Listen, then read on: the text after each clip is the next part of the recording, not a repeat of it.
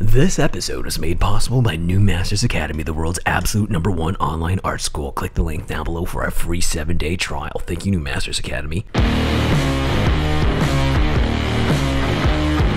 Hey everybody, welcome back to the Honey and Absinthe After Hours podcast. We're your hosts. I'm Vincent, a background designer for animation. And I'm Janet, the ex-Disney artist turned independent creator, and this is a podcast about all things art, business, and whatever we feel like. Now today we're going to talk about taking back control from 2020, getting motivated, and doing more than you could ever think or thought you could ever do. I hope that makes sense. But before we get into it, make sure to smash the like button. The like button. Over there. So Janet, why did you want to talk about this topic in particular? Well, I was recently writing my November income report, and I went down this whole rabbit hole of looking back at the past year. And I know most people do that, reminiscing about like the whole year around like New Year's. But I guess we got started a month early. And so I looked back at everything and I started thinking about like everything that has happened this year and how I always want to do better next year. Because I feel like a lot of this year was losing control. Because I don't know if you guys felt this, but before the lockdown, I feel like we had our life completely regimented, and we had basically a schedule that we're really good at following. Yeah, I think everybody's routine was completely changed because of the lockdowns, for sure. Because before we would wake up around 6, go to the gym, and then come home around 7:30. We'd have breakfast and have like a little morning, together, and then we'd separate and go to work. Be at work by whatever time. Yeah, and I was so efficient, and I got so much done. How could life be anything else? Is what I'm thinking. Like, man, it was so unthinkable to think that routine would be broken. Yeah, and I had so many plans. Like, I feel like I've heard a lot of people say this, that like, man, I had so many plans for 2020 to do this or to do that, and then the quarantine started. I think everyone, whether you're like going to school, going to work, trying to do your side hustle and like take advantage of like the craziest economy we've ever had, and then like even little things that I thought were just so regimented in my life, like it's a habit that I always do no matter what, like waking up early and like going to the gym and all. Now the gyms are closed. Like even little things like that it turned our lives upside down so fast that like we started gaining weight really, really fast. We started spending money and eating out more because we just didn't want to. You're like, how long could it be? Yeah. You said 3 months. All right, 3 months. All right, cool. We'll just get fat for 3 months and like play video games, watch TV, and then 3 months turned into, oh, it's summertime. Are you gonna let us out? And they were like, just kidding. 3 more months. 3 more months. And then 3 more months again. So it always felt like we were waiting for that deadline. Right. We were like, oh, it's fine. Yeah. We're really stressed out. These are really stressful times. These are strange times. They're unusual, but like it'll get back to normal soon. Yeah, and when you're stressed, you want to like eat out. You want to sleep in. Do the pleasurable things. Yeah. The dopamine things. Yeah, because you want to feel better, and your I think brain knows to like make you do things to like help you calm down and de-stress and like deal with everything, quarantine, everything. But now that we're recording this and it's December, and we're in like some of the deepest lockdown territory since the beginning lockdown. We're starting to realize that, okay, this is our lives now. Yeah. No, like there's no hope thinking that, okay, I'll just like I'll put off going to the gym and exercising until when the gym's open. Doesn't look like it's going to open anytime soon. And, you know, before, I am really good at planning, and I really enjoy having absolutely full control of my life. And I'm really good at predicting things. Just like how a few podcasts ago, we predicted that there probably going to be protests soon. In about I think exactly a month ago, I was like, protests are happening in the UK. So in a few months, we'll probably start having protests too if they lock down again. And it has happened. Yes. Yeah, and so I'm fairly good at predicting things, which means I like to plan ahead a lot. But when the quarantine happened, there was absolutely no way for me to plan ahead. Yeah. Everyone was like, oh, I guess we'll go back to normal in 3 months. And then I'd wait till the 3 months and I'd be like, oh, normalcy is about to happen. I'm going to be able to plan things again. I'm going to be able to simply predict things. Like I didn't know what was happening next week. It felt like that's kind of stressful for me. I didn't know what was going to happen tomorrow sometimes. And it made things unbearable for me, who likes to know what is ahead. So now, looking back at the year and knowing that like most people might not know this, but we're probably going to be in this thing for like at least another year or so. Oh yeah. So now, at the very least, I can kind of predict what's going to happen in the next year. And now we need to stop reacting, because that's what we were doing. We were like reacting to the lockdowns, I'm going to put my life on hold. Yeah. Right? I'm going to put my life on hold. I'm going to put my routine. Until you tell me it's okay. You tell me it's okay. Doesn't look like that's happening anytime soon. No. So we need to stop reacting and we need to be proactive, which is what I need in my life to because it's just too stressful to live like this all the time. We are basically doing our New Year's resolution a month early. On a scale of 1 to 10, how creative are you feeling right now? Very. So 1 to 10. Oh, 10. Really? 11. Uh-huh. So for some reason, all this thinking made me get really, really, really motivated. Like New Year's resolution. Look in the camera. Say it. Really motivated. Yeah. Like really motivated. Yeah. So what are the things that are motivating you, or what's juicing you up right now? Well,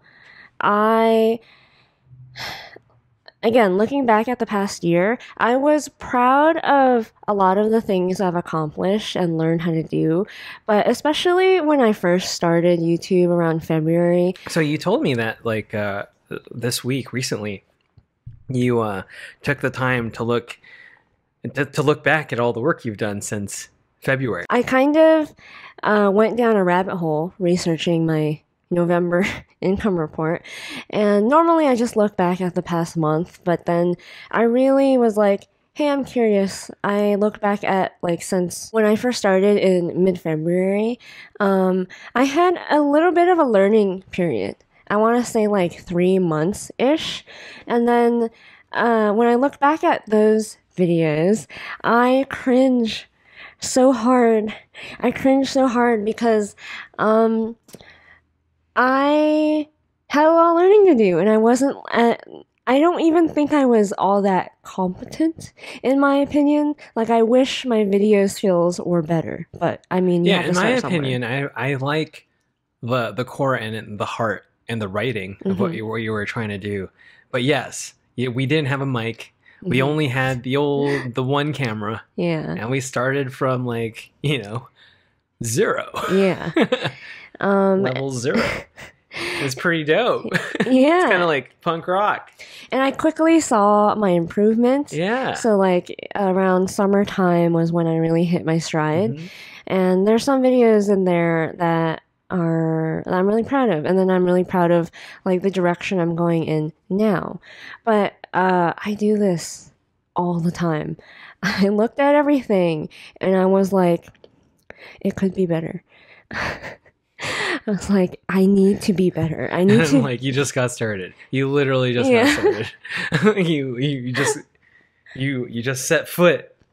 You made your first footprint in this new career path that you're on, and you're like, fuck it, I'm not good enough. Yeah. What the fuck am I doing if I'm not going 100,000,010%? Yeah. I was again, I have this tendency to be like, I need to be the best. And the thing is though, being the best to me, what that definition is these days is really different than what it used to be when I was younger. I think last podcast I talked about how my definition of success kind of depended on like getting recognition.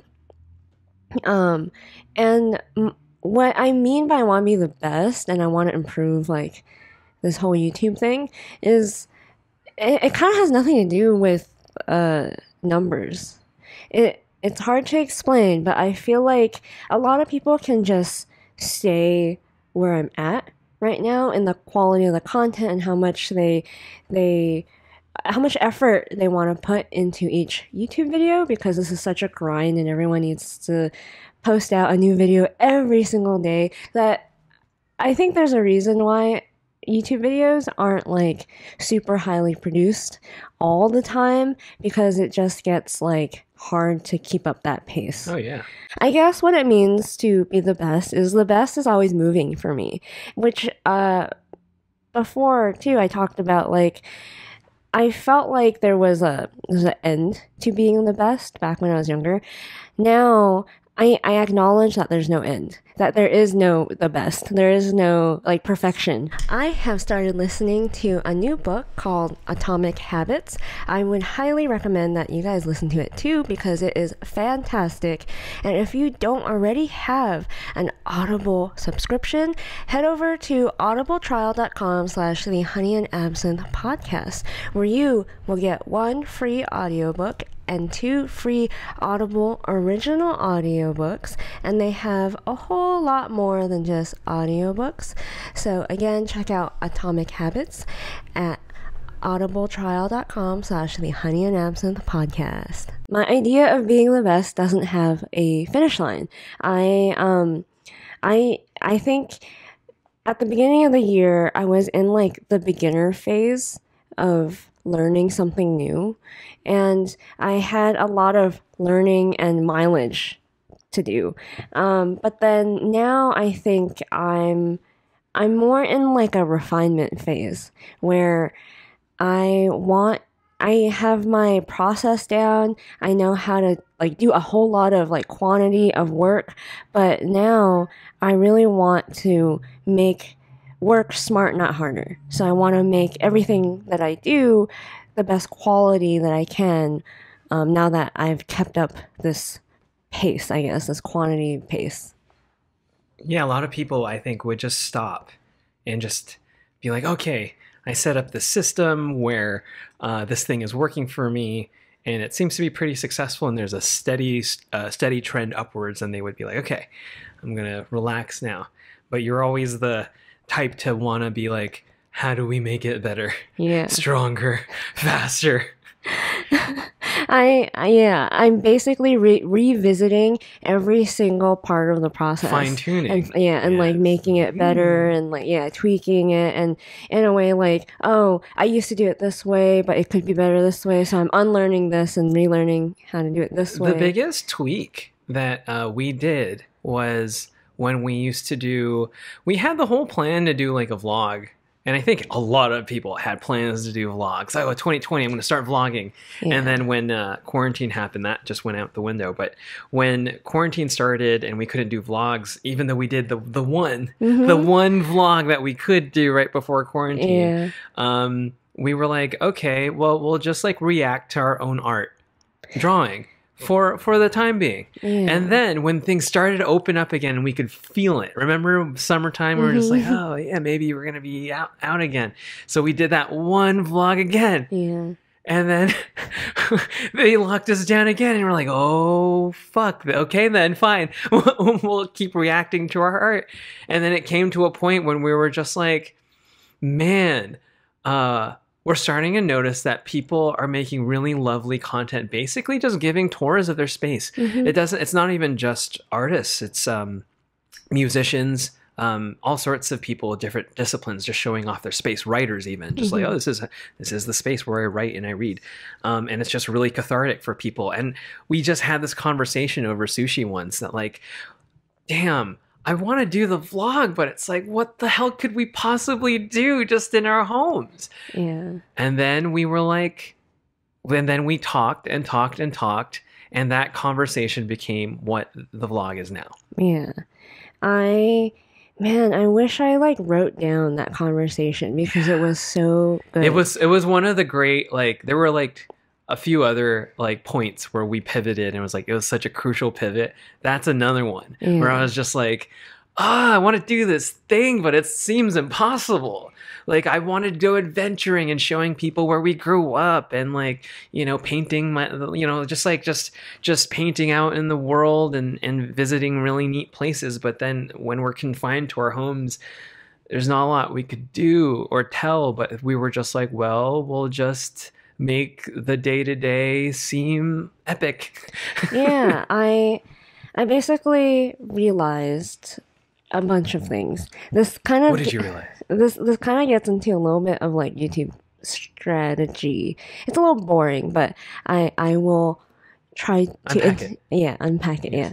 I realized that what the initial plan was is we had like 5 or more conventions planned this year, and what I really wanted to show is like everything leading up to a convention, and then what you have to, like, everything. I wanted to show the act of making merch and making products for conventions, and then the days leading up to the convention, which is like setting up and preparing, and then like what it's like, truly like document what it's like at a convention and like how crazy it can get, or how not crazy it can get. Yeah. Preparing for a convention back in the day, we talk a lot like, oh yeah, we love like meeting people and making connections and hanging out and like seeing people who come to our booth all the time. But can't lie, a lot of it too is there's something really fun about the stress. Yeah. And knowing that everything could just be ruined with one mistake. Yeah. We've had so many situations where we made like one small mistake and it dominoed into a thing where a hole we'd have to dig ourselves out of, you know? Like waking up an hour too late.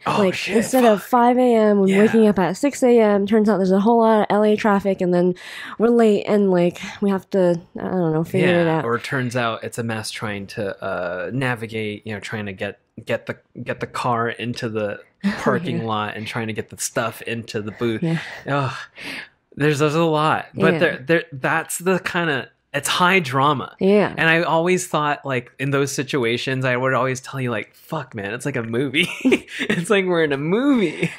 And remember, like, when we were trying to, like, leave Arizona for, like, Phoenix. Yeah. Like, everyone was trying, God. It was like a movie. It was, I kind of gave up. Even though we knew we had to drive back to LA, I think we'd arrive home at like 1 a.m. or something. Yeah, and we'd have work the next day. I was like stuck in line trying to like get out of the parking. Oh God, it was the worst. It was really dramatic. Yeah, and then I wanted to document like the aftermath and everything, and like really truly documenting building my business. The problem is once quarantine happened, like building my business became like building my online business, and then it's not exactly that exciting to watch every day, because it's basically me sitting at the computer all day editing. And packaging. And packaging. When I was younger, being the best, I kind of had like an end date kind of. Like I had a goal that I wanted, and once I got that, that would mean like being the best. But now I don't really like the line for what is the best is constantly moving, and I always want to meet that line. It's not like I know that there's no like perfection or true like the best. I know that. It's more about like I want to be the best I can be. So I'm changing little things about what I'm doing, and I'm trying to change my process up so that every little thing is like optimized to like the greatest degree, so that I can not only have quantity but up the quality, so that I'm working smart, not hard. Because if another route I can go for 2021 is to put out more, to figure out how to put out more and more videos. Oh, so we have a video every day. Yeah. Basically. But the problem is I don't necessarily think that's working smart, because I mean, there are so many YouTubers who have blown up and they don't post they're not like a daily vlogger. They don't post every day. They take their time, and some make sure their video is of a certain quality or that they have. And everyone has a different idea of what that is. Yeah,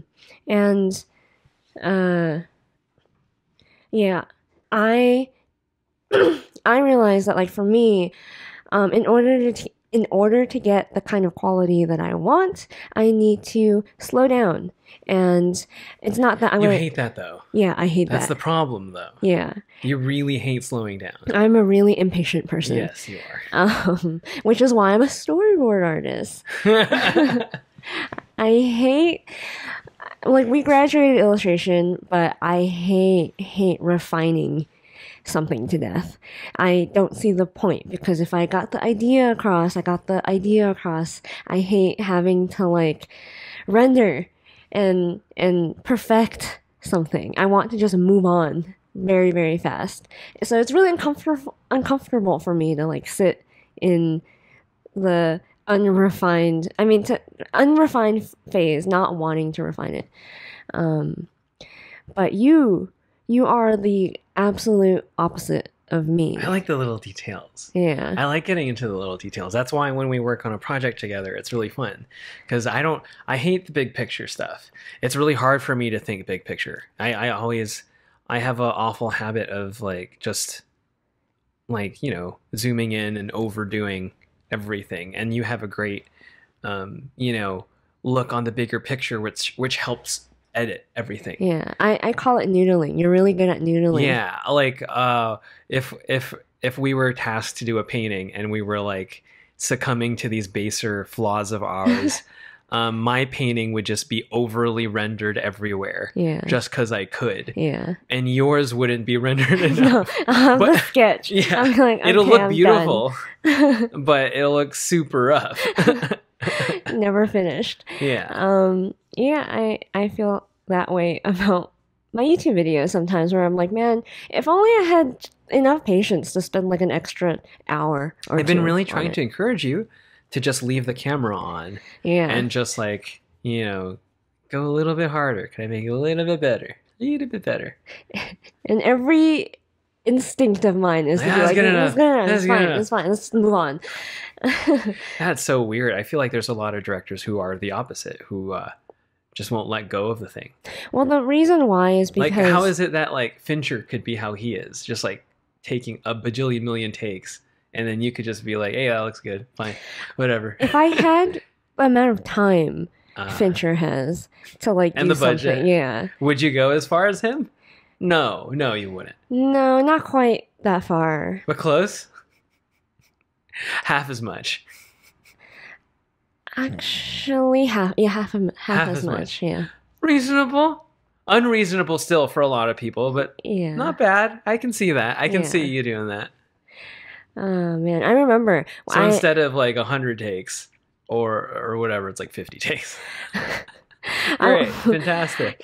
Yeah, I for one of my animatics, I got this one of my friends who was really good at doing voices, and it was when I was a little bit more of a perfectionist, and Like a tiger mom. a little bit, and like I had him help me do like this voice, and I basically asked him to like sound like Scar from Lion King, and he could, except that requires a lot of diaphragm and a lot of like tensing of the muscles. And he got really tired because I asked him to do it over and over and over and over again. And it was like honestly like a 3-minute animatic. So it wasn't like he had a lot to say. So I can get there. I just choose not to because out of respect for other people's well-being. I don't think Fincher gives two shits about other people's well-being. That's the difference, I guess, between a woman and a man. Oh, man. Anyway. But you've also been feeling kind of like unmotivated like I am. I had been, and then suddenly we had this like huge rush of creativity. Yeah, like motivational kick. On the verge of exploding creatively. I'm like I'm just like I'm teetering on the edge of like like everywhere. And I'm really excited. I don't know. I guess a 10. I'm really like a 10 creatively right now, and I'm just like waiting for me to be like for vacation. For vacation, yes, yeah, exactly.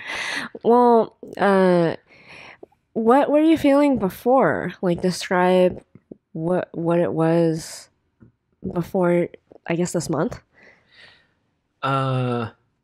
Just, I wanted to make art that was fulfilling to make, and just for me. For once. And then I think I mentioned that in a few podcasts. Like, man, I'm in this mood and I just want to make something for me. And like I'm given this time, and we're both kind of giving ourselves time to have a little bit of like a creative breakthrough to just create. And like I'm so in this mood that I'm having difficulty kind of planning how I'm going to approach my little explosion. But and what I would be juggling is like learning this new art form, which means like spending the time like looking into the knowledge aspect, like reading up on the subject, watching YouTube videos about the subject, and then there's the actual doing of the subject, which is like super fun. And like it's like the yin yang thing. Like you're like, it doesn't matter if you're like making movies or drawing, like you always want to like soak up all the inspiration as you can, and then like you like squeeze the sponge and you're just like making art. and then you get tired, so then you fill up the sponge again. So that's where I'm at right now. And I was just frustrated because I didn't have the opportunity to make the kind of art that I wanted to make because I'm at work making art for a TV show, which is fantastic. But like me, because I'm a crazy person, like it's so hard for a person like me to be satisfied. I always have to be making things. Yeah. So I want to make a thingy. I want to say that watching you were just very like really unmotivated and really unfulfilled. But what do you see? What kind of person do you see when I'm like making art? A crazy person? Well, yeah, a little bit. Sheets of paper everywhere. Wires all over the place. Jesus Christ! You're just happier. You're just happier now. I can tell that about you when you start filming, whether it's filming me or filming yourself or even editing your own movies. Yeah. You're happier now. And I would also say like you are where I was at when I left Disney in February, where like I described, I was kind of like in this beginner phase where we've taught ourselves how to do new things a lot. So we know what it's like to start from zero and to learn and then to get proficient at something and then to master something. Oh yeah, like for example, starting at zero, we're both addicted to that idea. As soon as we gave TikTok a chance, which I wish was even earlier than we did. Yeah. But when I kept talking about it. Yeah, for like but months. then you know, when you hear about a new thing, it's just like, oh, it's a new thing, it'll go away. Whatever. Yeah, it's like it comes and goes, and then you just keep hearing about this TikTok thing, and then we finally got into it, and we're like, fuck, we can do some cool shit with this. And then we did. Yeah. And we really went from like 0 to almost 200K. And it's almost like, wow, I really, really love the grind, the idea and the trial and error of like, I don't know how to make this thing work. Yeah. We didn't know how to make TikTok work, but we just kept experimenting. We made little skits at first. We knew we wanted to incorporate drawing somehow, but if you look back at when we first started, we didn't really understand how. No. We didn't understand TikTok trends and all of this stuff. Yeah, and there's something really exciting about not knowing anything about this new venture that you're gonna go through. Whether it's like a new exercise thing that you're doing, like when the first time you tried climbing. Yeah, so I was about to say, like right now, I had a friend from work, and I've had multiple friends at work because like there's a huge climbing bouldering community in animation. It's like the sport. It's the thing. Don't say that. Don't say that. Just kidding. I respect these people. Really like it. No, you disrespect these people behind the camera all the time. Well, don't even fucking lie. Don't even fucking lie. No, don't say that in front of the camera. It's not nice. It's not nice. I respect these people. They're really passionate about this thing, okay? Leave them alone. Okay. You always have to make fun of people. But the people in animation, they love climbing. And I've had like 2 friends convince me of climbing. One just mentioned it and was, he loves like, introducing things to new people. But there was one who I was working with closely a few months later who was just like, man, I love climbing. And he was explaining to me all this stuff as to why he loves climbing. And it's just like everything he described about why he liked climbing was exactly why I like skateboarding or longboarding or just like cruising when I was a kid. Like I just really, really liked like the whole me versus myself aspect of that stuff. So I always told him that I was like, yeah, it sounds like I'm going to have a great time doing it and like spend a lot of money. It's really fucking expensive. Yeah. Spend a lot of money doing. And then like, the day came where like, I inevitably was like, okay, I'll give it a shot. I'll give it a shot over lunch. Okay, I'll give it a shot over lunch. And then I brought you 2. And then as soon as I tried it, I was in love. I was like, oh, I love this. This is the best. You mean I just have to climb the wall and I'm not like really competing with anybody except my stupid self and my fucking like flubby arms? And then like, man, when I like got into it, it was so hard to convince you to like start exercising. Oh yeah, you were one of those people who were like, exercise, why would I do that? Doesn't it just waste energy? Yeah, you would tell me like, oh, it gives you more energy, and I was like, what? You're lying. That's ridiculous. Like, what? How could you be doing like 100 push-ups and be like, I have more energy now? And I was like, no, trust me, do it. It's good for you. I don't want you to die. And you still like for I think the first 4 years of I would tell you like, oh, you only have until 40 with me, so you could totally like find somebody else after that period of time because I am not going to give up going to Denny's. Yeah, I had a very strong love affair with Denny's. Yes, there's so many people at work who talk shit about Denny's, and I quietly like seethe. I talk shit about Denny's. What are you talking about? Fuck all of you. I can't believe you. You live in California with the best like breakfast burritos and tacos everywhere that cost Denny's nothing. is Americana, man. Denny's is Americana, man. What's wrong with you? I was like, how dare you? Go support like a mom and pop cafe. And now we do. Okay, gosh. Now we do. I can't like stop. Like it's like a constant adventure of looking for like the best cafe brunch area now. Yeah, but I mocked you so much. I was like, for the same price, you can get something. You really far can't. Better. Like, you really can't. It's kind of shocking. I'm just like, man, I pay this much at Denny's, and then I go to like this brunch place, pay like a couple dollars more. And it's just like fat, like the fruits are fresh, you know. But then the minute you picked up climbing, no. I mean, like you got me into exercise though. I did before that. Yeah.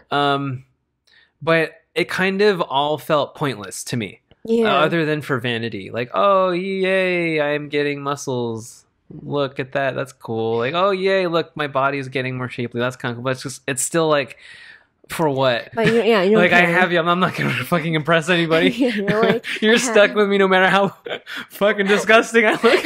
That's the beauty of all of this. But then finally, though, when my friend introduced me to climbing, I was like, oh fuck. Yeah. I want my body to be as like pure, and like I want the machine to be run well. I want to be healthy.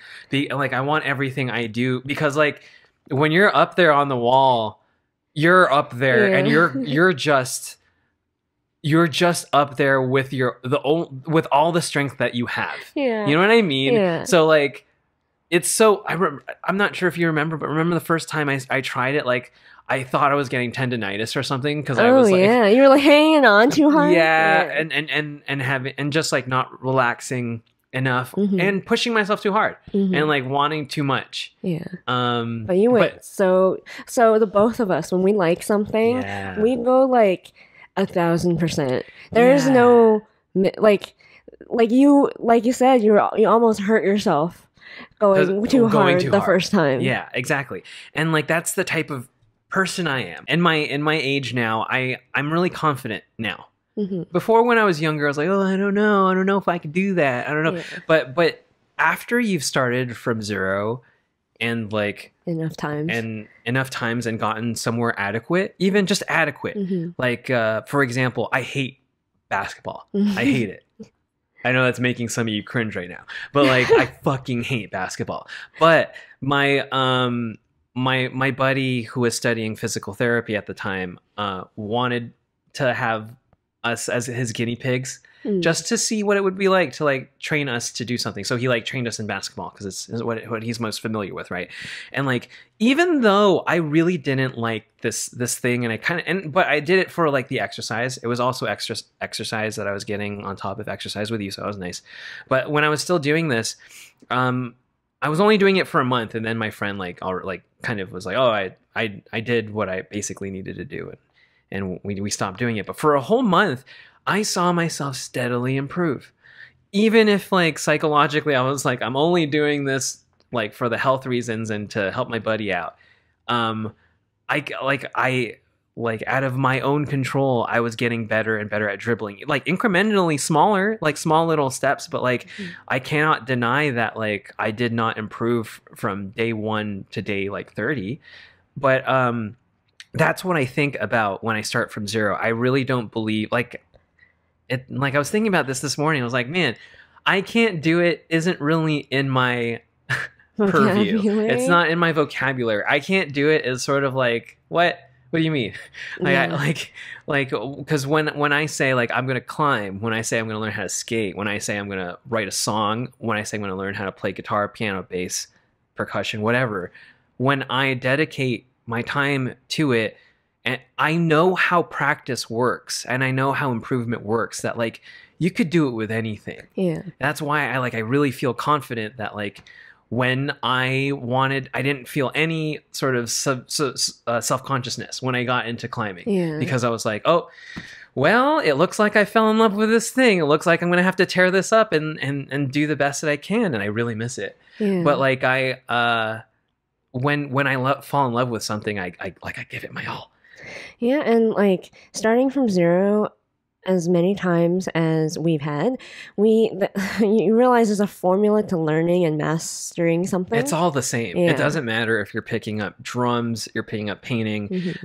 What I think out of all the things that we graduated with, out of all the tools that were most important from school, the most important thing that I think we learn is the ability to teach ourselves how to do things. Yeah. And I think that's why you're able to teach yourself how to like operate lenses and do filmmaking and learn how to do YouTube. And I'm like, when I decided to learn how to play piano, like I already started playing a few tunes like after like a couple weeks. And it's just like when you're like us and you know that consistency really is just the key. Doing it like as faithfully as you can for a good adequate amount of time. You know, don't overdo it or else you're going to burn yourself out. Yeah. Unless you have that kind of stamina. It depends. But like really it is consistency plus the hours of time and love you're going to put into it. You will just like I don't know how you could not improve. I don't think you could not improve even if you tried. Yeah.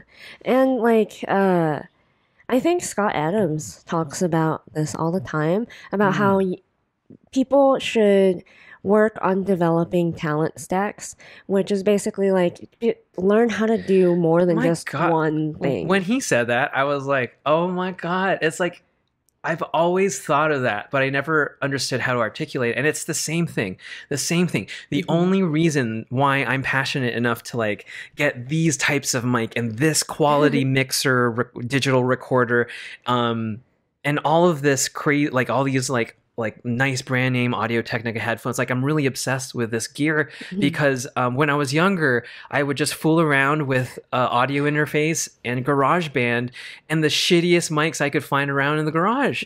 And like all of that, spending time doing those little activities, like recording my own songs, like recording sounds and drawing and all the stuff that went on top of like doing our normal job. Like I never knew that one day those skills that I developed, you know, in high school and like that I dabbled again with in college, would come back and manifest itself into like being useful knowledge to run this podcast. Yeah. It's it all helps each other. Like the more times you start over from zero and you learn a completely new thing, it will come back and help you. Our nerdy way of talking of calling it is New Game Plus. Yes. It's basically New Game Plus. Yeah. So you basically, so for the people who don't know what that means, it's when you beat, and it's usually typically an adventure game. When you beat an adventure game and the developers don't want you to sell it to GameStop, they basically make this thing called New Game Plus, which means that every single item that you earned and found, you could use at the start of the game. Yeah. And you get to have fun just like wrecking shop because you're already OP. Yeah. And there are certain things that you could only do in New Game Plus because of that, because they design it like you can only reach this secret area if you New Game Plus. So it's like that. It's like you get New Game Plus with life. Oh, Janet, you're bored of being a storyboard artist for Disney? All right, fuck it. I'm going to quit and become a YouTube filmmaker. That's basically it. Slash social media marketer. Right, sure.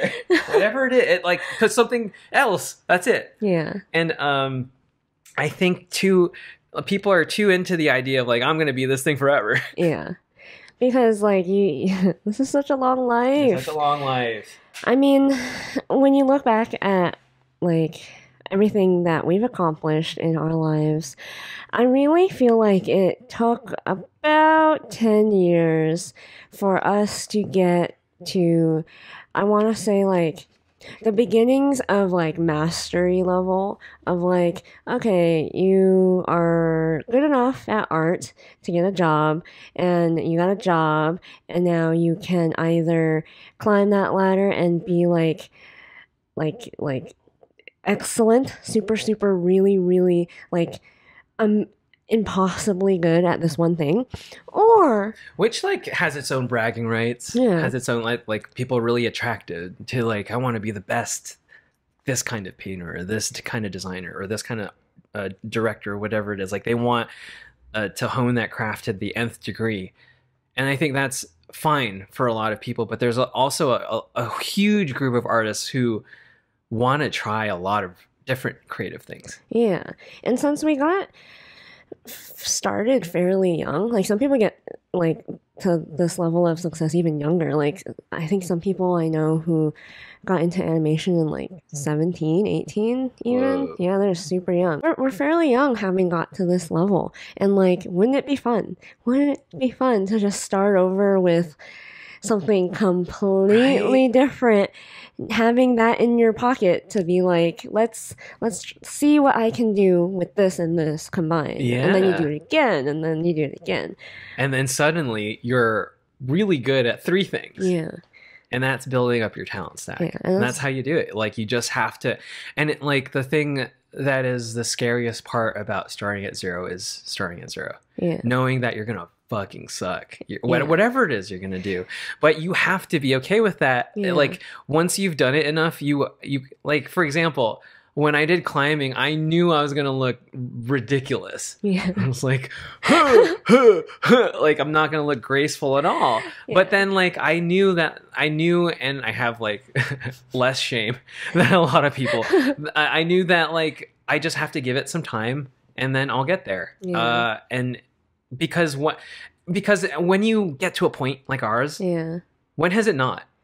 Yeah. You know? Yeah. When have we not, like, tried something and tried really hard at it and us go like, yeah, I wasn't good at that. Yeah. I don't think I could ever say that about a single thing I've done in my life. When I say I want to do something, I'm at least somewhat halfway kind of decent at it. You know, at least a little bit. Well, I think once you start over from to 0 and like start building up your talent stacks, you start losing the fear of failure. Yeah.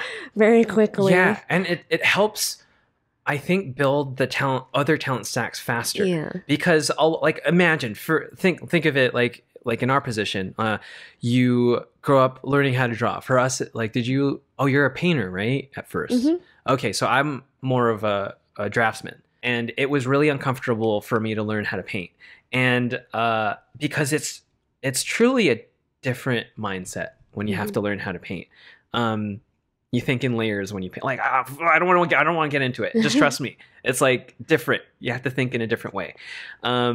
So that's basically starting from 0. I especially at a certain point, I really, really wanted to get like halfway decent at painting. I really had to make a lot of shitty paintings for that to happen. And you saw all those shitty paintings. Yeah. And then so I went from 0 to halfway decent.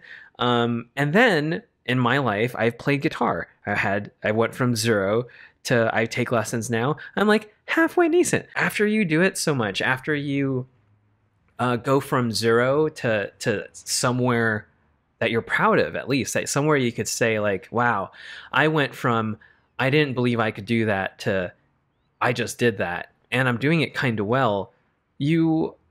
All the insecurities you have about like, oh, I'm worried about how this drawing looks. I'm worried about how my anatomy looks or whatever it is. It doesn't matter. If you make mistakes, if you fuck up your hands, it's strictly because you haven't been drawing hands enough. Yeah. That's it. Like, you don't have to like beat yourself up. You don't have to hate yourself. You don't have to be ashamed or anything. It's simply a matter of you haven't sat down and drawn it enough. The way a lot of people like to call this is like set systems, not goals. Right. So because we've been a beginner so many times, we know that it's quantity over quality when you're right at the beginning. Where like you're starting this whole new thing, and like when I was starting YouTube in February, I was starting a whole new thing. I had no idea how to do this. It's all about quantity. It's about doing as much as you can, and the mileage. Like everyone like especially in art and drawing, like everyone talks about the mileage. You need to get like what was it, like 10,000 bad drawings out before you finally get good, get your one good drawing. It's the same literally for anything. It's all like a sprint to your first 100 whatevers. Yeah. First 100 songs you're learning on a piano. First 100 drawings. First 100 paintings. First 100 little short stories. Whatever it is, whatever it is, articles. You have to do a lot of it. Because you're going to discover your voice, you're going to understand your technique. It's not sometimes going to take more than 100, you know. But like, if you say I want to be a writer, and you haven't like made 100 thingies, like short stories, like, you can say that as much as you want, but like, what if you have to show for it? And like, do you have the confidence to when somebody is like, I'm going to hire you to make this painting or whatever. Do you have the confidence to be like, okay, I'm going to do it? Yeah. Or are you going to freak out? Or are you going to like procrastinate? What are you going to do? And for you, because you're starting from zero again, you are super excited to figure out your system, your process, basically. Yeah, I think Bob was the first person who taught us, like, or who introduced at least this idea. For me, at least, of quantity versus quality. And it's like, you know, his thing with the class, he never tells you how much he wants, which is like aggravating, which is like, makes you want to rip your hair out because you're thinking like, oh, fuck. I have to do a lot then. I have to do, no, not only do I have to do a lot, who in my class is going to do a lot? And that's how much I have to do? Fuck. I was the asshole. Yeah, of course. You always have to be. But that kind of introduces you to the idea that like, okay, what does this mean? What does it mean to do and finesse one piece of art versus finessing 10 pieces of art? If you make one really good piece of art, let's say you're going to do a painting, let's say you're going to do a song, and you're going to work really hard on that one thing, would that be good for you, or is it better to do 10 of the same things? And it's like that kind of discussion even throughout Art Center. Like, I didn't understand it completely, but I was always considering it. I was just like, I'm not really sure.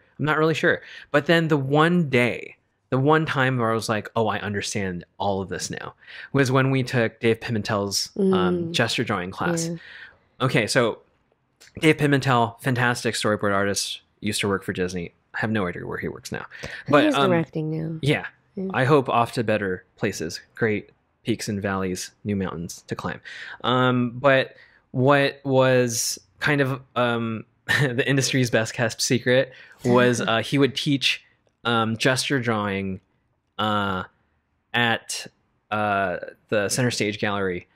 And his approach to teaching gesture drawing was very based on Walt Stanchfield, I think, because he was directly taught by him, I think, because he would always say, like, oh, Walt would say this, Walt would say that. So, like, what you'd be getting from Dave Pimentel is, like, kind of, like, the essence of Disney, like, you know, the, like, basically you're being taught by Walt Stanchfield, right? It's almost like we have certain teachers who are like, I remember one teacher bragged that like some student printed out like a lineage of like who he was taught by and who that person was taught by and that person was taught by, and went all the way to like Michelangelo somehow.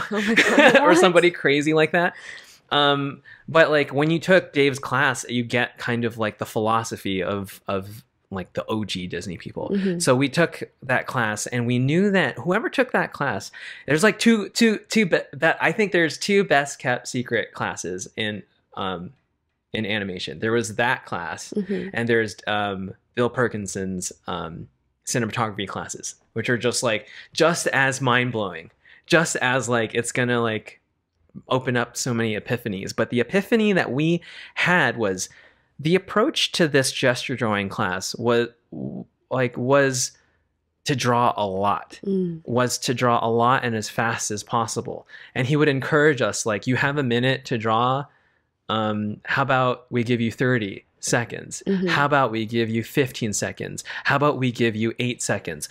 Now look at all of these drawings. What are the differences between these drawings? And like, it would be just like kind of like a weird science experiment every time to like push yourself to the limit of like, you have a Sharpie, and you could do this at home if you go to Croquis, I guess, kind of. Yeah. But the way Dave taught it was like intense. Like he would make sure that like on the dot 15 seconds you're like off to a new page, and like you're really straining your like brain drawing muscles, trying to look at what you're seeing and kind of create this expressive signature, emotive signature, flowy signature of what you're seeing. And you're only given 15 seconds, right? A lot of the time. So like, for example, the first warm-up time would be like 15 seconds of like this many set of drawings. And then over the course of the entire class, which was like 4 hours, 3 or 4 hours, you'd be wiped after. But you'd have like a stack of drawings. And I remember where like the first 2 classes, we were like, how in the hell are we going to get a good drawing out of this class? It's just way too short. It's just way too short. But somehow, when you take more of those classes, your brain finds a way. You push yourself into areas that you thought you could never push to like really like see, express, like look and go, and there's a thing. And then you suddenly realize that like, it's not the good stuff, the quality stuff. It really comes from quantity. I think like my teacher and I would, like my guitar teacher and I would talk about this all the time. He would say that like, oh yeah, you need to be like practicing or even like songwriting, because like the more you do from quantity comes quality. He has students who like kind of polish their heavy metal song and like make sure it has all these crazy peaks and valleys. And he has other students who like who are writing 100 songs, and like they're already like kind of working with producers to try to like get their song out there. And like I see it all the time, and you really see it. I saw it in that class like so obviously when like I think there was like 8 classes in total. It was a very short little class. By like week 6 or 7, I was finally getting 1 or 2. And that like 1 or 2 drawings that I'm just like, whoa. And it's like one of those things, like it's the closest thing I'd say to like making like a piano solo or a guitar solo or a violin solo, where it's just like you're so in the zen, in the flow, and in the moment that like you just let the stuff come out of you. I don't know how else to explain it. And then you look back and you hear what you just did, or you looked at what you just did and you go, whoa. Even if I tried, I don't think I could make a drawing that beautiful. Even if I copied it, it won't look as good as the expression of the moment, you know? It's that kind of stuff. It's like, I knew it. I knew at that moment, I was just like, oh, if I'm going to approach any art form from now on, it's not about like, there's certainly points where you really have to refine the thing, because you, like you're at right now, you want to know what really, really good is. For example, if you took the time to do the more vlogs, it's like, oh, how good could this be? So like, if you really take the time, you can make something great.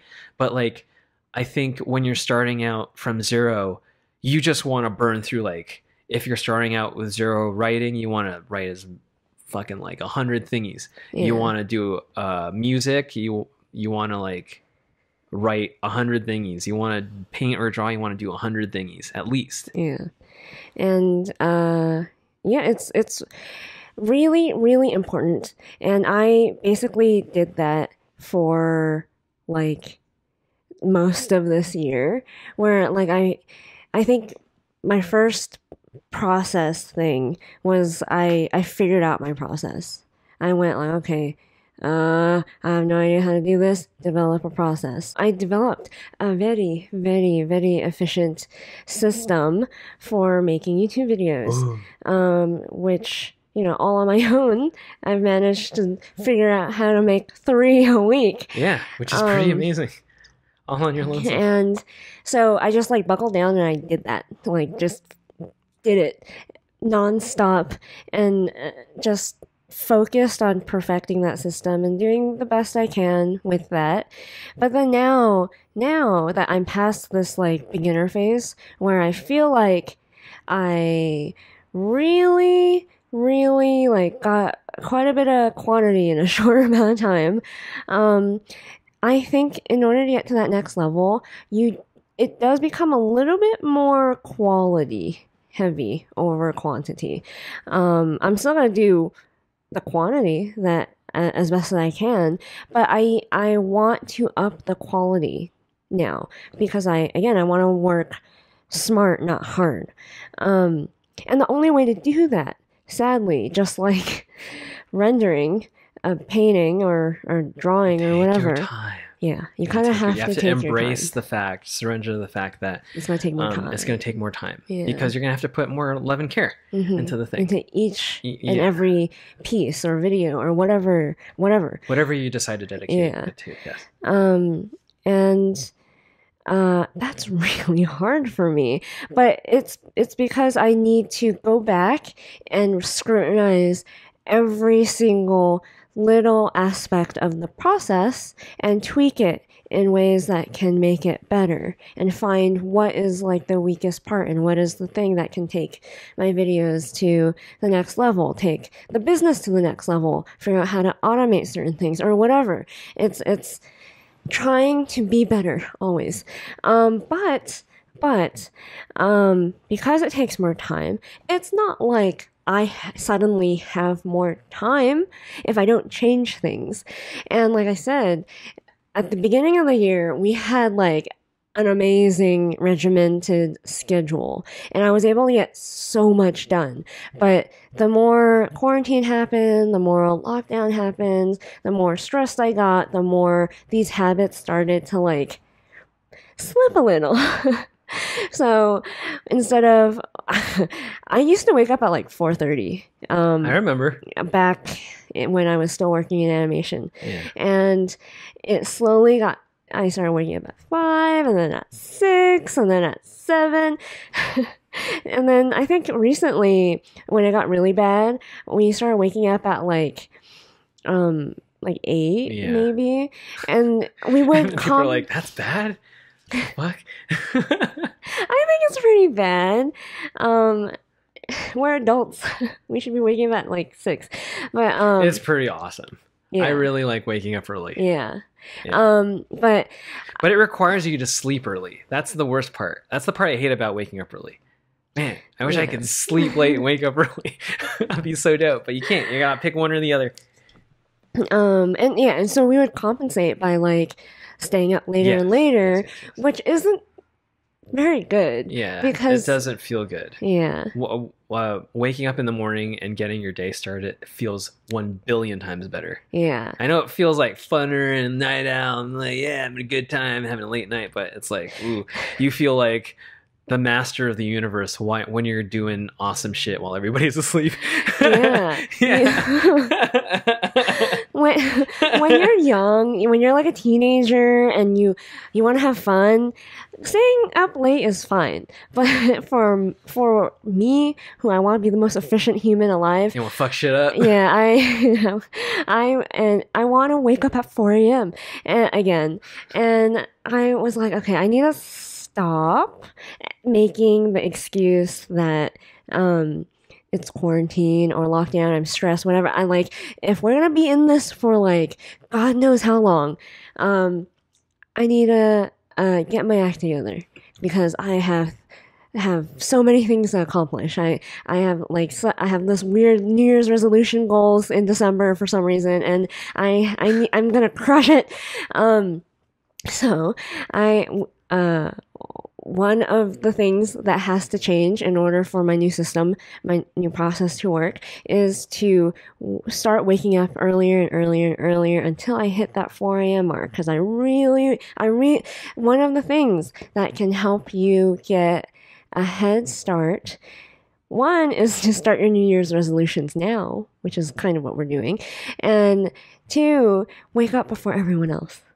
Before everyone else is even awake. Wake up 3 hours before everyone else is even awake. So like waking up today, like super early in the morning, I was like, everything's so quiet. I'm getting so much done in my day. I used to be able to only accomplish like maybe 1 or 2 of my goals because YouTube is so labor intensive, but now I'm like accomplishing everything and I have time.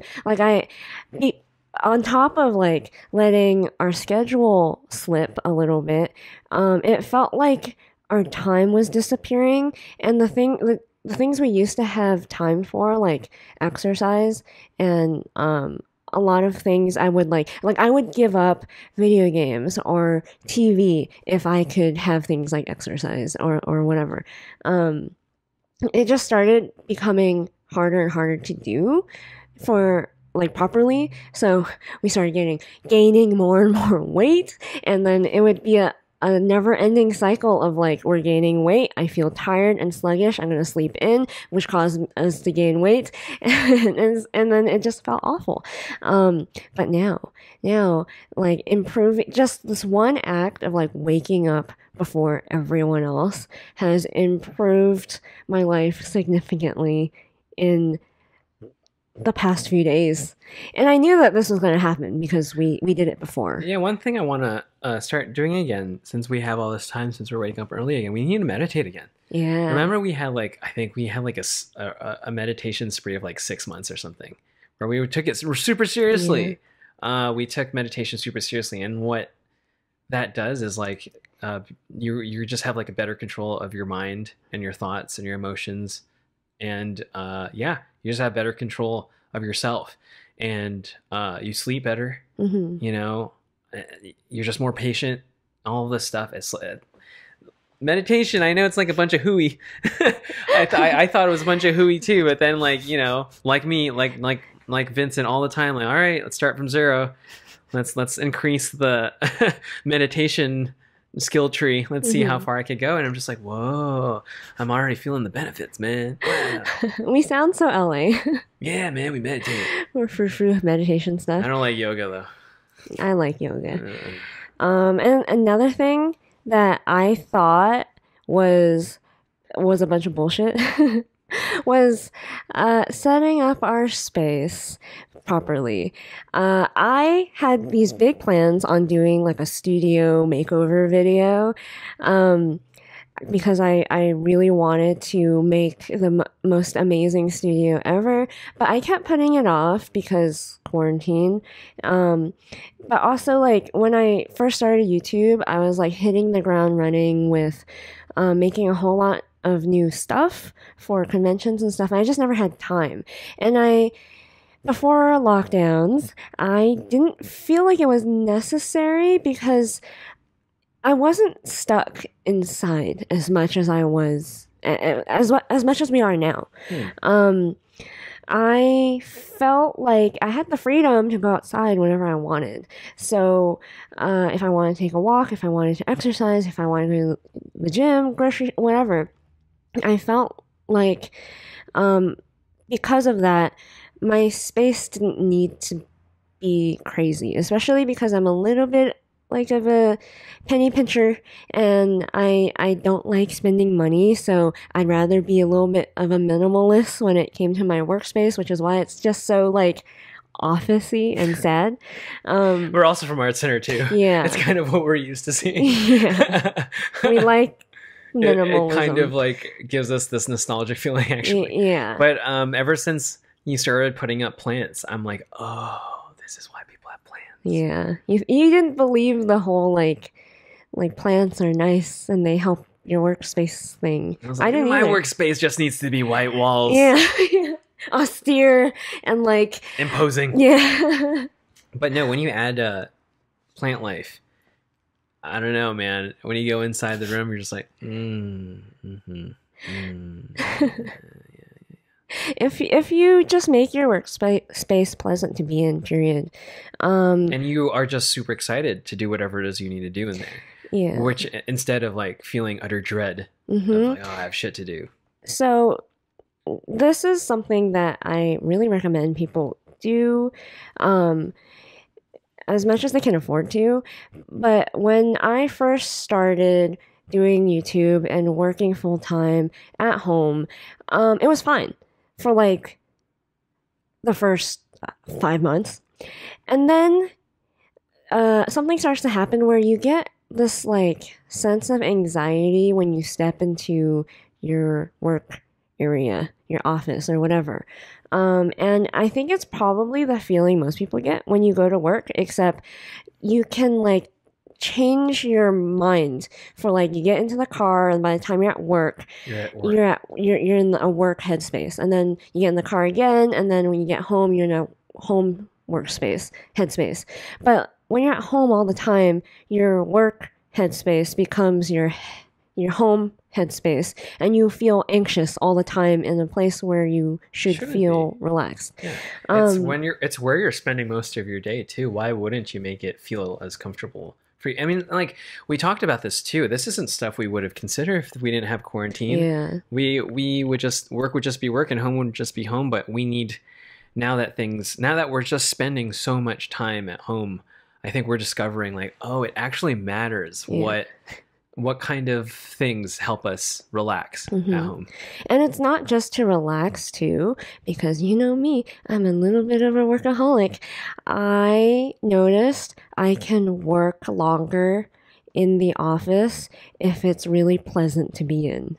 You like candles? I like candles. I remember you started lighting candles. I was like, lame. Candles just, and then you were in the studio and I was in the bedroom, and then there was the candle next to your thing, and then I took it to my little like music space, and I was like, candles, what's the candle? Light the candle up and go, and I stare at it and I'm like, man, that's really nice. Man, I feel so good. And then you told me like it's the kind of candle that kind of relaxes you. I was like, oh, no wonder I felt so relaxed. Yeah, like I am a really anxious person when I'm working, and I'm a really impatient person, and having plants and like literally having my space be really, really as relaxing as possible helps me sit my ass down in the chair and like sit there for like 12, 14 hours. Otherwise, I want to give up in like 4 hours, and then I like grit my teeth and I bear it through the rest. That's not fun. It's not fun. Yeah. And then like every day, like something that started happening to me is I started dreading going to work. Which was going into the studio. Yeah. It was literally like, and that's not cool to have like a place in your home. It's your home that gives you that much stress, you know? Or like, sometimes, let's say I left like my phone in there on a weekend or something, and I have to go in there to get my phone, I immediately would feel stressed out. And then I leave, but then the stress follows me, and I'm like, why am I stressed out on a Saturday or on a break day or whatever? So I really didn't believe in it either. I really didn't think it was necessary. It's like, oh, it's a waste of money. It's why? It's just a place where I work. Like, it doesn't matter. But it kind of matters when you're stuck at home all the time. And if you want to maximize your efficiency, surprisingly, you should probably make your workspace kind of place you want to work in. Yeah. I've been like in the little bedroom studio that I show off in the Vincent show here in the stupid vlog thingy. I was really adamant about having a carpet, because I've always wanted, if I were ever to work on music, to just have my bare feet on the carpet, just to have that feeling. And little things like that like really excite me. It's like a little ritual thing of like, oh, here I go, I'm gonna take off my slippers and go in my little space, and then I'm like, oh, I'm in the headspace to like enjoy myself. And then I've been in this ritual of like, I take one of your candles and I light them and I plop them in front of me, and then I just like have fun and just get, oh, and this thing's like my best friend. I've been taking good care of this thing. This is a humidifier. I think last Christmas, we felt really uncomfortable because the air is so. The air is always so dry here during the winter. So I had no idea that. I remember having a conversation about this with my with a coworker, but he said that like, his daughter has one of these things as a humidifier, and I used to have one too, but I remember I was afraid that mold would accumulate on it, because I remember my parents using a humidifier before. So we got a little humidifier, and I plop it next to me while I work. And in order to keep it clean from mold, I've been taking some of the lemons from the lemon tree and squeezing a little bit of lemon, and it just stays pure.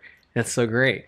But like little things like that, just like, man, if you're a creative person and you just like need a little bit of an edge, a little bit of like that +5 like stat point to like create better, like have like your little humidifier, have your little candle, have your little plants, have your little pet like hang out with you while you're like whatever it has to be. Yeah. Because we're in here for the long haul. It looks like stuck in our homes, and you want your home to still feel like your home, and you don't want to dread your home.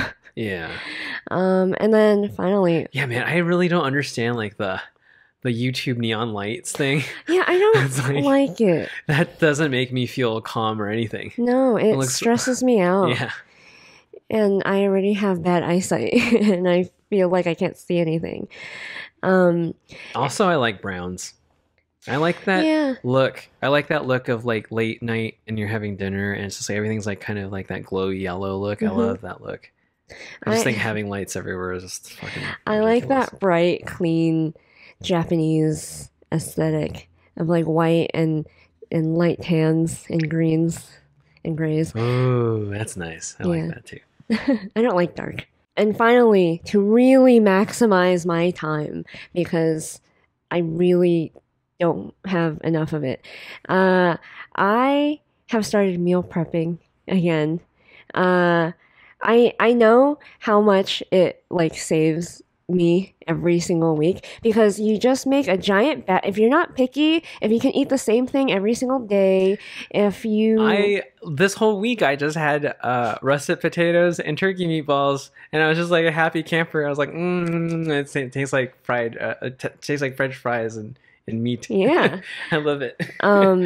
It doesn't take too long to meal prep. If you're not picky. And then every single day, you don't have to think and make a decision about what to do I want eat from Postmates? I don't know. And you're like stressed out, and that like costs like 20 minutes, you know? Or an hour sometimes. And it saves so much time and headache and money, and it's kind of amazing how much time it has saved me. And now I can do everything. I feel like a superwoman. I can exercise. I can get so many videos done that like now I have like so much extra time that I can like do more, which is kind of scary, because it just means that I am going to try to fill every single minute so that I'm going to feel like I have no time again. But for the time being. Why do you have to go that far all the time? Jeez. Because I need to be the best. Oh my God. What does it mean to create a system? Well, I don't know. Like I said, it was kind of different for everybody. Yeah. But what I look out for, so for me, for example, if I were to take up, I don't know, let's say drums. Let's say I was going to take up drums. There are these, I think I mentioned it a little bit ago. There's these things you need to juggle, and it's basically your learning time. You know, you need to learn how to play drums. So you either, you are self-taught, you learn from YouTube, which is how a lot of people learn how to do anything these days. You could teach yourself on YouTube. Not the best way to learn. The best way to learn is to hire a professional, because they could teach you good technique, because like you don't want to learn bad technique and then all of a sudden you have to spend a lot of time undoing your bad technique or whatever it is. So ideally you'd be hiring a professional, and you'd be studying, but then you also need time to create. So ideally you'd be like creating drum tracks over some bass loops or lines that you find, and like really honing in on your groove or whatever it is. And then because I was talking about this with my guitar teacher, because every instrument kind of has its own aches and pains. You need to take breaks. Like, for example, guitar, the obvious one is the calluses. You know, develop the calluses. When you're first learning guitar, the first month feels like you're like touching razor blades. That's just how it is. You just gotta suck it up and do it. And with piano, I'm starting to notice that like my hands can't be too tense, or else I get hand cramps or get tendon problems. So I have to keep you have to keep your hands relaxed, but there's a lot of problems there. And then apparently with violin you can get neck problems, because if you think about it, you're kind of just like holding the violin on your neck. So everything even with drawing, you know, like we know a lot of people at school who like were wearing braces, wearing wrist braces because they were drawing too much, and you know, that also has, you know, it's either, you know, they were really pushing themselves or their technique wasn't good, and you know, they hurt themselves. That's the thing about like, you want to study good technique, because like a lot of the time technique isn't always about like making a good product. It's about keeping your facilities to make good things like intact. So you're constantly juggling between like your break time, your learning time, and your creating time. It's my experience working from home basically, right. And creating full time, and what that requires. So for me, and you had this initial problem too, because you didn't factor in taking breaks whatsoever. Yeah. And I don't think anyone does. You always go like, I'm gonna make a million bajillion. Yeah. Tomo would always say like, oh, it's always about how much time, how many chords do I need to know, how many songs do I need to practice, how many jazz standards do I need to know. Tomo is always like, oh, it's always about how much. And Tomo is always about like, just do. Yeah. Just do the fucking. Don't worry about it. Just enjoy the act of doing the fucking thing first. And it's just like, every time I always have the art center, like, I need to do more, better, faster, stronger, harder. I always hear Tomo in my head go, no, enjoy. Enjoy. Take your time and be kind to yourself. Man, if only somebody told us that at Art Center. Be kind to yourself. That's like the opposite. Yeah, no. You mean be masochistic? Yeah. Push your body to ulcer territory. And I told you, so what I did when I left and I started working for myself was I knew that I needed to have periods of learning, and I knew I needed to obviously create a lot. But I really need to make learning a priority, because everyone thinks like, oh, it's about like creating and like making as much as you can. But anyone who's been creating anything for a long enough period of time, you start to realize like you're squeezing the sponge constantly, but nothing new is coming out. Nothing new is coming in. Nothing new is coming in, so nothing interesting or new is coming out. Because like maybe at the beginning it was like really full. And then you squeeze until like it's just little driplets, and you're like wondering why you are stagnant. You're plateauing or whatever. And then so what you eventually learn when you've done this whole like starting from zero over and over and over again is you need to learn more or experience more, so you're filling that sponge back up. But so that's what I was like, okay, that's what I'm gonna do. And I did that really, really, really hard. The problem with that is all of that requires so much energy and so much brain power. Especially if you're truly learning something new and you're not just phoning it in. Learning takes a lot. And it's really discouraging and irritating at first, because especially with like, for example, me in climbing, or not really with me in piano, but like certain activities, you just expect more of yourself, but you physically can't that yet. But like, you will, because it's been 2 weeks, and you already see some improvement, some drastic improvement. But then you're like, fuck, it's only 2 weeks. It's like, I want to be as good as I want to be in my head, but I only started. Yeah, it's amazing. That's why you got to do like 100 things. Yeah, it's amazing how like your mind is so much more powerful than like your body sometimes, because like your imagination's like crazier than what you could possibly express. Yeah. With climbing, for example, when you're new at it, you tire easily. Oh, yeah. But your mind wants to keep going. Yeah, you tire so easily and so quickly when you're starting out. It's like you want to go more, but your elbows and tendons are trembling or something. Your muscles give out. But like and you feel a little bit ashamed, like, oh fuck, I want to do more, but I can't. I'm such a bitch. But then like, and then you start thinking like, how am I ever gonna actually get as much strength to like do this activity for longer than 30 minutes. And then, you know, you just do it over and over and over and over again. And then suddenly you're like just attacking stuff. And then you're climbing, you have like a 2-hour climbing session. It's amazing. Like I've always been fascinated with like going from zero to somewhere. That basically was the exact same thing with YouTube for me. I went really, really, really hard, and I was learning, and I was making, and I was learning, and I was making, and then eventually I would like record, let's say, like 3 videos in a day after having like the whole entire week I was writing, I was researching, I was editing, and then I was like, okay, I'm gonna record some more videos, and then one day I just couldn't.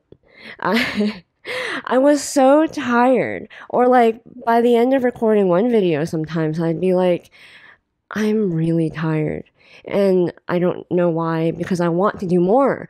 And you were like, didn't you just like do this and do that and do this and do that? And you're like, you need to chill. And I realized after doing this for an entire year, some days you can learn, some days you can do, and some days you can do both, like have a balance of both. Like you can be, because sometimes you just want to learn all day, and sometimes you just want to create all day. Yeah, sometimes it's a mix of both. Yeah. And then unfortunately, sometimes you just can't. Yeah. When you're doing something and you're going 0 to 1,000, you don't want to put the critical hat on. You just want to go, go, go, go, go. Mm-hmm. So like when you're, like for example, if you are making a portfolio and you're trying to come up with, let's say, 7 really good pieces, you don't just like draw 7 paintings. I would say like, I would give myself maybe 1 in 10 iterations of the painting, you'll probably have a somewhat good composition. So I would say you make 70 thumbnails. You have to like make a lot, and you make, and you make and make and make. But with the sole purpose of like, how many creative ideas and how many ways can I like, you know, take this to as many different places as possible.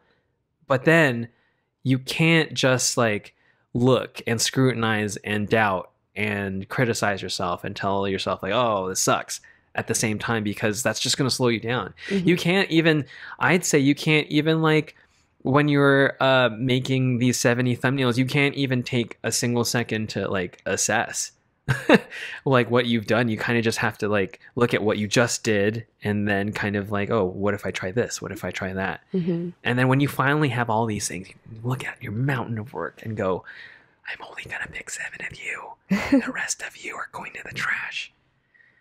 But then, you know, like 7, you could go even crazier. You could have 700 things and pick only 7. Mm-hmm. But like, you know that like you exhausted as much as you could just to arrive to that thing. So when you're going 0 to 100, for example, if you're going to climb, don't like be like, oh, I'm going to look like an idiot up on the wall. Everybody looks like an idiot up on the wall. And like when they start, I promise you, everybody has those moments. It doesn't matter. Mm-hmm. Everybody falls off their butt when they're skating. It's just like a matter of doing a lot. Like you were saying, do 70 of something and then choose 7. I think it'd be really hard to do that if your goal was to like get 7 whatever art pieces maybe. Because most people would just be like, oh, I'll just do 7 then and stop. But then you'll never get like to excellent if you do that, which is why it's set systems, not goals. The only way to get excellent is to develop a system or a process of getting there, which is like doing something consistently as much as you can, which is like 70 of something. And then by the time you get to 70, you can edit and you can find the best of that. And which is kind of how you should be developing a portfolio, for example, or like any body of work. It needs to be like for example, an album or a photography portfolio. It's the best of what you got. You know, it's not just like, oh, the requirement in the page says it needs to be 12 pieces long. Okay, I'm gonna make 12 pieces. Like, no, it actually, those 12 pieces are like, what you're presenting to people is like, this is the best I can do right now. And the thing is like, you want to be able to like say that confidently, you know, because every time you look back at that art, when you do, you're going to see every single mistake. I promise you, it happens all the time. And like you think in the moment you made the best portfolio you could possibly do, but you didn't cross your I's and dot your T's, and you look back and then you're like, oh my God, this is no good. Your goal anyways shouldn't be to get 7 pieces. It shouldn't be to whatever. It should be like, I want to be the best something, or I want to be this. I want to be something. If that is your end goal, then a system is going to get you there. Getting to like 7 art pieces or whatever is not going to get you there. We are all going to crush 2021. We're all so motivated. We're all going to wake up at 4 a.m., right? And start... Crack of dawn, the butt crack of dawn. Oh, yeah. We're going to do this. I'm going to do this. Are you going to do this? Most people are not going to wake up at 4 a.m. I guarantee you that. That's how you know they're not going to do this. But I am. I know you are. And I'm going to achieve everything. I'd hate to be anybody I'm going to do everything. in your way, Dave. I'm so glad I'm not my competition. Yeah. Jesus Christ, you're such an animal. Anyway, recommendation time. Speaking of animals, my friend turned me on to Tame Impala. Tame Impala recently, which like, I can hear you laughing at me. I know I'm super fucking late. Like I know. Like I know. Like I know. I mean, I've heard the song, the ding ding ding ding ding ding ding ding ding ding ding. Yeah, that song. Of course, everybody's heard that song. But like, I didn't get this dude. So this dude is just. Wait, well, who is he again? He goes. Wait. So Tame Impala, it sounds like a band, but it's basically just one dude who composes and produces the music. Yeah, and he goes, "Hello, my name is Kevin Parker, and I'm from Tame Impala."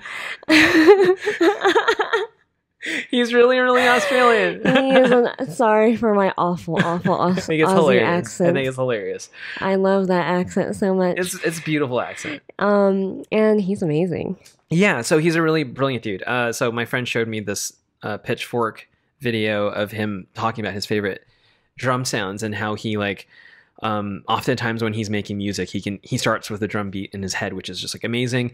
And this dude just writes, composes, and then the craziest part is he produces all of these, or as most of his music, almost all of his music, all by himself. So I've been completely obsessed with this dude's EP. I refuse to listen to anything else because like I just think it's just insane that like this is the first thing that this dude came out with, and it's this tiny little, like, I'm sure you could find it on Spotify, the Tame Impala EP with the painted colors and stripes. Yeah, that one, like with the 5 songs, it's just a really tight 20-minute psychedelic rock fest, and it's just like, you know, it doesn't really matter what you think about the music. Like the music is awesome, and like if you don't like psych rock, well then that sucks to be you. But like really just listen to it though. Listen to it and just appreciate it. The fact like this guy sat there and started with the drums, like, because that's what he said that he does. He starts with the drums, like he obsesses over the drums. The guy obsesses over the drums and how the drums is gonna, like, you know, take you through this peak and valley, like, psych song.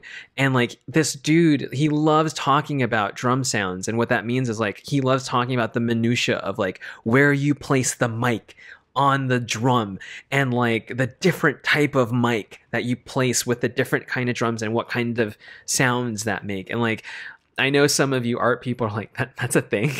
Like, yes, these people obsess over like, there's a whole philosophy and like kind of like, I don't know, community out of like where to place the mic in front of an amplifier that produces like the best sounds.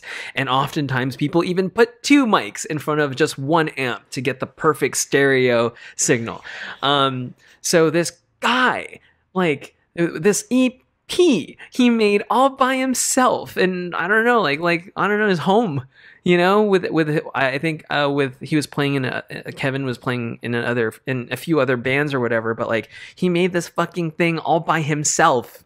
And it's like, my God, that's the kind of fucking go get 'em attitude we need these days, man. Yeah. That's the kind of like, I don't need no fucking like record label or like $1 bajillion,000 of money. I'm just gonna make the thing all by myself. It's gonna sound awesome. Yeah. And like, you listen to like I'd watch this like 1 or 2 times like a week now. Once or twice every week, and you listen to him, and like you hear how he's really meticulous. He really is very particular and knowledgeable about the sounds that he wants, and he could tell he's the kind of person who, like, when he wants something, he wants to go out and find it or investigate how to find it. Like, he really cares about every single detail in his art. And that's the kind of, like, we know it when we see it. Those types of people, I'm just like, ooh, you're an artiste. I love you.